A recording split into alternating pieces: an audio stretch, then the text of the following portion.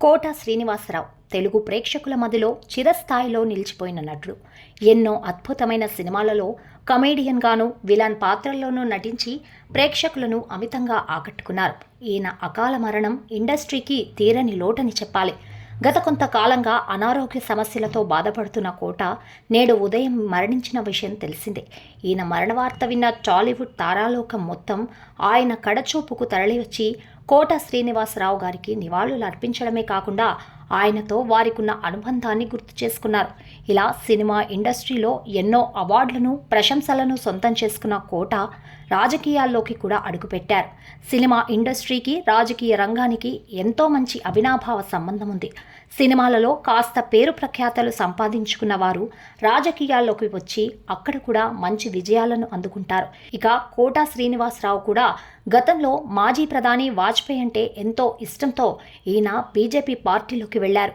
BJP పార్టీలో కొనసాగుతున్న కోట శ్రీనివాసరావు మహారాష్ట్ర మాజీ గవర్నర్ విద్యాసాగర్ ప్రోత్సాహంతో 1999వ సంవత్సరంలో విజయవాడ ఈస్ట్ ఎమ్మెల్యేగా ఎన్నికల్లో పోటీ చేశారు.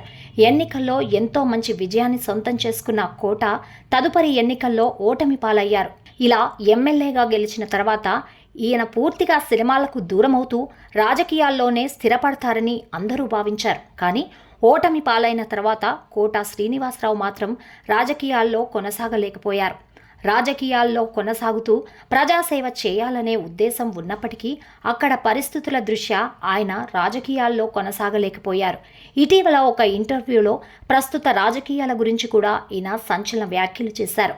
అప్పట్లో రాజకీయ నాయకులకు, ప్రజలకు సేవ చేయాలనే తపన ఉండేది, కానీ ఇప్పుడు డబ్బు సంపాదనే ముఖ్యంగా రాజకీయాల్లోకి వస్తున్నారని ఈయన చెప్పుకొచ్చారు.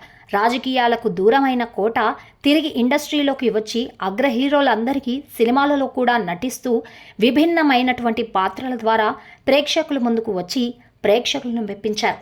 సుమారు 700కు పైగా సినిమాల్లో నటించిన కోట శ్రీనివాసరావు ఎన్నో పురస్కారాలను అందుకున్నారు. ఇక చివరి రోజుల్లో వయసు పైబడుతున్న నేపథ్యంలో ఈయనకు అవకాశాలు రాకపోవడంతో సినిమా ఇండస్ట్రీకి దూరంగా ఉన్నారు. ఇలా సినిమా ఇండస్ట్రీకి దూరంగా ఉన్నప్పటికీ వరుస యూట్యూబ్ ఛానళ్ల ఇంటర్వ్యూలకు హాజరవుతూ ఈయన సినిమా ఇండస్ట్రీ గురించి, తన సినీ కెరీర్ గురించి ఎన్నో విషయాలను తెలియజేస్తూ వచ్చారు.